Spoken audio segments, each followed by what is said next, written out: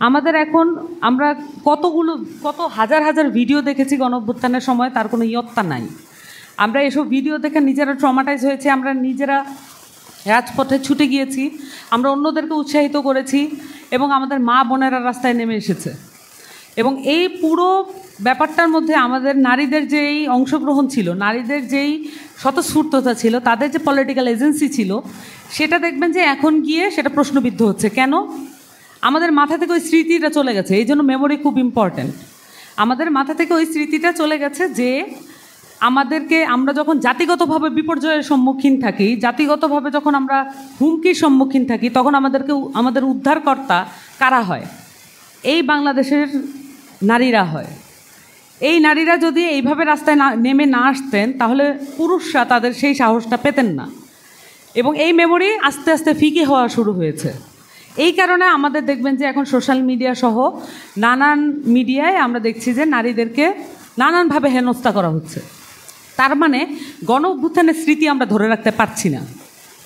গণঅভ্যুত্থানের স্মৃতি যদি ধরে রাখতে পারতাম, নারীর পোশাক, তার ধর্ম, তার বর্ণ, আর যার চলাফেরা, তার সমাজ কি, এইটা আমরা দেখতাম না। আমরা দেখতাম যে সে অভ্যুত্থানের শক্তি ছিল। তাহলে অভ্যুত্থানের শক্তিদের সকলের মধ্যেই আমরা সেই জায়গাটা রাখতে পারতাম, সেই বিনিময়টা রাখতে পারতাম। কিন্তু তার বদলে এখানে ক্রেডিট কার, সেই জায়গাটা এসছে। এনসিপি কিন্তু অভ্যুত্থানের পরবর্তীতে গড়ে ওঠা দল, কিন্তু তারপরও এই ক্রেডিটবাজির যে আবহ আছে, সেটার মধ্যে থেকে কিন্তু আমরাও মুক্ত থাকতে পারছি না।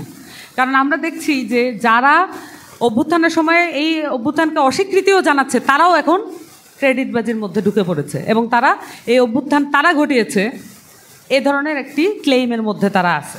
যখন জনগণের মধ্যে এমন ধরনের ধারণা থাকে যে রাস্তাঘাট এগুলো হচ্ছে উন্নয়ন, যত বড় বড় কলকারখানা এগুলো হচ্ছে উন্নয়ন, যখন হচ্ছে জনমানুষের মধ্যে ধারণা থাকে যে যত বড় বড় ব্রিজ তত বেশি উন্নয়ন, তখন হচ্ছে এই আওয়ামী লীগের মতো দলের অনেক বেশি সহজ একটা পদ্মা সেতু দিয়ে আই ওয়াশ করা। যদি আপনার মধ্যে আপনার সংগ্রামের, মানে আমাদের জনগোষ্ঠীর মধ্যে যদি আমাদের সামগ্রিক সংগ্রামের স্পৃহাটাই গুরুত্বপূর্ণ হতো, এই ধরনের মানে যত ধরনের আর্কিটেকচারাল যেগুলো আছে সেগুলো যদি গুরুত্বপূর্ণ না হতো, তাহলে পদ্মা সেতু দিয়ে আই ওয়াশ করা যেত না। পদ্মা সেতু দিয়ে তার যে মানে পতনের সম্ভাবনা, সেটা সে আরও পিছিয়ে দিয়েছে অন্তত 3 বছর। এটা সক্ষমতা কেন হয় আওয়ামী লীগের? কারণ কালেকটিভ অর্থে, সামগ্রিক অর্থে আমাদের জনগোষ্ঠীর মেমোরি, আমরা এখানে সংগ্রামকে ধরে রাখতে পারি নাই। আমরা কতগুলোকে তারিখকে বেছে নিয়েছি। আমরা 47, 71 এই তারিখগুলোর পিছনে যে মানুষের অবদান, সেটাই ইম্পর্টেন্ট না হয়ে ওই তারিখের বদৌলতে যে রাজনীতি আসে, এই রাজনীতি মুখ্য হয়ে উঠেছে। বরঞ্চ আমাদের উল্টাটা করা উচিত ছিল।